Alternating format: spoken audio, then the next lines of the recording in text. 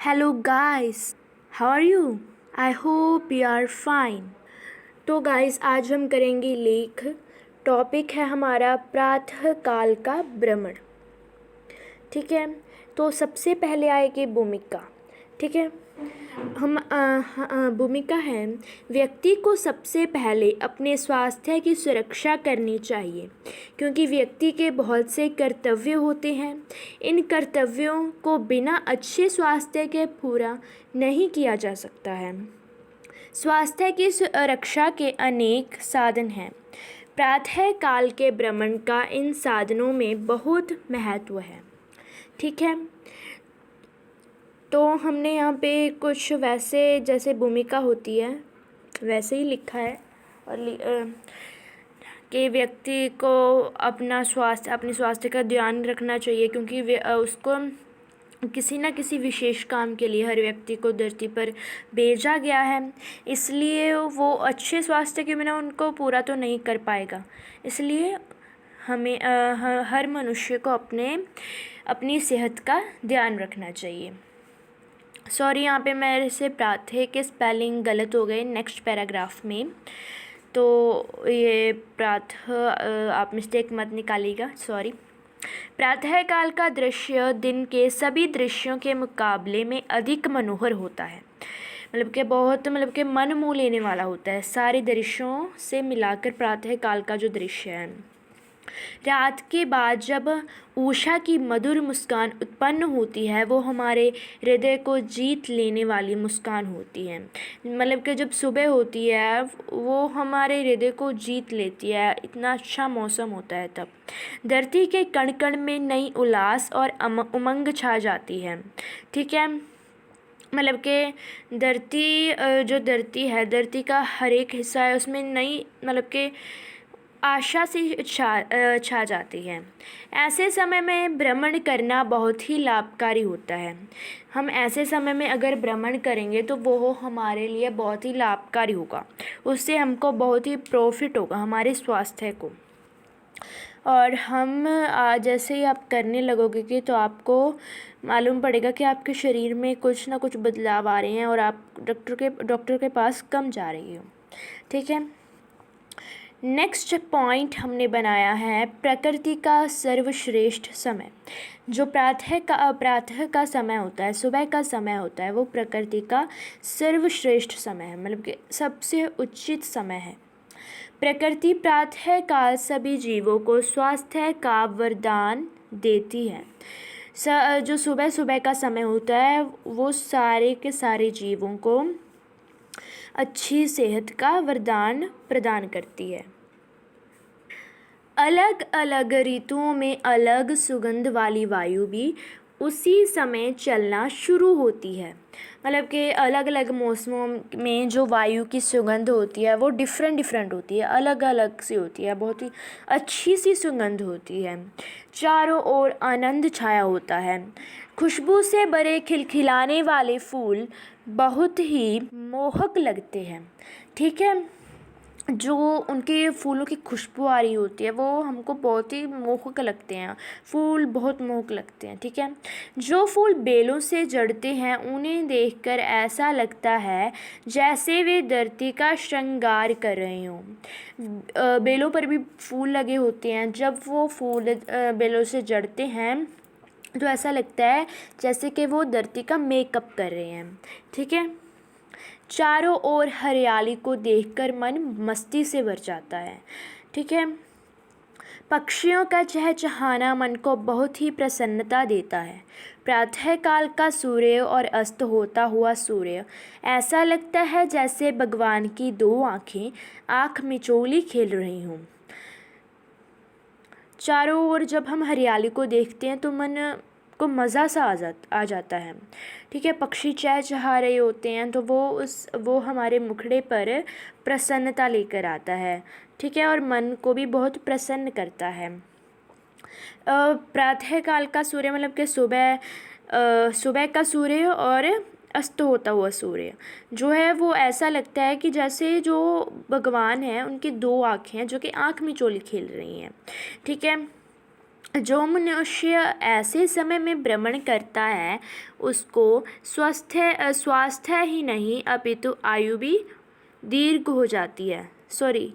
उसका स्वास्थ्य ही नहीं अपितु आयु भी दीर्घ हो जाती है। ठीक है, जो मनुष्य इस समय सुबह के समय भ्रमण करता है उसकी आयु भी दीर्घ हो जाती है। आई होप कि आपको इतना में आप समझ में आ गया होगा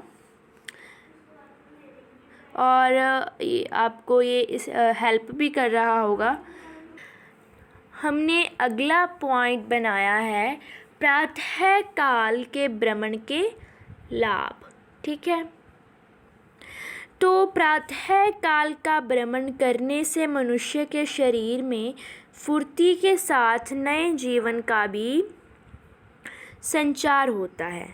जो मनुष्य प्रातः काल का भ्रमण करता है उसके जो उसका शरीर है वो उसमें फुर्ती आ जाती है और उसके नए जीवन का संचार होता है, शुरुआत होती है। ठीक है, हमारा मन अनेक प्रकार की खुशियों से भर जाता है, हमारे मन खुश रहने लगता है, पूरे दिन मुंह पर तेज सा छाया रहता है। मतलब कि पूरे दिन हमारे मुख पर एक अजीब सी झलक रहती है। साफ हवा से रक्त भी साफ होता है। जब हम साफ हवा में जाते हैं तो उससे हमारा जो खून है, रक्त है, वो भी साफ होता है क्योंकि हमारे अंदर फिर साफ ऑक्सीजन जाता है, पोल्यूटेड ऑक्सीजन नहीं जाता है। फेफड़ों को भी बल मिलता है, फेफड़े भी बलशाली हो जाते हैं इस समय भ्रमण करने से। ठीक है, जब बूंदों से सजी हुई घास पर नंगे पैरों से चलते हैं तो दिमाग के सभी रोग ठीक हो जाते हैं। बूंदों से सजी हुई मतलब कि सुबह थोड़े थोड़े आप अगर कभी सुबह उठे हो और बाहर गए हो तो आपने देखा होगा कि छोटी छोटी हर मतलब कि गाड़ियों के ऊपर भी, गाड़ियों के शीशों के ऊपर और पत्तों के ऊपर थोड़ा सा पानी सा होता है, बूंदें सी लगी होती हैं सुबह के समय। ठीक है, जब आप उस पर चलते हो तो दिमाग के सभी रोग ठीक हो जाते हैं, आपको दिमाग का कोई भी रोग नहीं होता। अगर किसी दिमाग के रोगी को भी आप लेकर जाओगे तो उसमें भी धीरे धीरे आपको डिफरेंस देखने को मिलेगा कि वो ठीक हो रहा है। मनुष्य में परिश्रम और साहस की शक्ति आ जाती है। मनुष्य में इतनी शक्ति आ जाती है कि वो मेहनत कर सकता है और वो बहादुर बन जाता है। व्यक्ति के दो शत्रु होते हैं, आलस्य और काम। जो लोग प्रातः काल का भ्रमण करते हैं उन लोगों के पास ये दोनों फटकते भी नहीं हैं। जो लोग सुबह की सैर करते हैं उन लोगों को ना ही आलस्य आता है। अगर आलस्य नहीं आएगा तो काम तो उनके पास रहेगा ही क्या, क्योंकि वो जल्दी जल्दी सारे काम पूरे कर देंगे। प्रातः काल के भ्रमण की हानियाँ, तो इसकी कुछ हानियाँ भी हैं। वो मतलब कि एक ही हानि है कि आप आजकल जो हम काम है वो बैठकर करते हैं। ठीक है, जब आप प्रातः काल का भ्रमण करोगे, सुबह की सैर करोगे तो आपके सारे अंग जो हैं हिलते हैं, इसलिए सारा दिन आपको जो आपका हर एक अंग है, पैर है, घुटने हैं, हर एक अंग है, कहता रहेगा कि मेरे को हिलाओ। आप मतलब कि हिलाने लगोगे, खुद ब खुद वो हिलने लगेंगे। ठीक है, वो वैसे कोई हानि तो नहीं है, देखने में अजीब सा लगता है कि हम हिला रहे हैं, बैठे बैठे हिला रहे हैं। ठीक है, तो चलिए पढ़ते हैं। मैं सीधा पढ़ दूँ क्योंकि मैंने आपको बता ही दिया कि क्या हानि है। आजकल सभी लोग बैठकर काम करते हैं। सभी लोग सुबह से लेकर शाम तक बैठकर ही सब काम करते हैं। मनुष्य शरीर से परिश्रम बिल्कुल भी नहीं करता। शरीर के जिस भाग से काम नहीं किया जाता है वो नाकारा हो जाता है। जब मनुष्य प्रातः काल का भ्रमण करता है तो उसके शरीर का हर भाग हरकतें करने लगता है।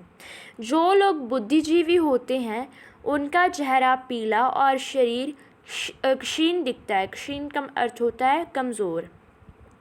व्यापारी, विद्यार्थी, अध्यापक, दफ्तर के क्लर्क, ये सभी बुद्धिजीवी होते हैं। जब वो काम करने लगते हैं तो उनके शरीर का हर भाग हिलने लगता है। तो वैसे मैंने आपको अर्थ बता ही दिया होगा। आई होप कि आपको ये समझ में आ गया होगा ये वाला पैराग्राफ। तो चलिए आगे बढ़ते हैं। अगला पॉइंट हमने बनाया है प्रातः काल के भ्रमण की आवश्यकता, कि उसकी आवश्यकता क्या है, हमको क्या प्रातः काल की भ्रमण की ज़रूरत है, अगर है तो क्या है। जो मनुष्य आज सबह और शिक्षित कहलाता है वो बिस्तर से तब उठता है जब धूप आदि आकाश में आ जाती है। ठीक है, वैसे तो हमने ऊपर लाभ लिख दिए थे कि इसलिए हमको आवश्यकता है कि दिमाग के सभी रोग ठीक होते हैं, उसमें फुर्ती आती है, वो आलसी और काम उसके नज़दीक फटकते भी नहीं हैं ये सब। फिर भी आगे हम कुछ बता देते हैं कि जो मनुष्य आज अपने आप को इतना पढ़ा लिखा और समझदार कहलाता है वो बिस्तर से मतलब कि उठता तब है जब सूरज सिर पर आ चुका होता है, मतलब कि दोपहर हो चुकी होती है, 9-10 बजे वो उठता होगा।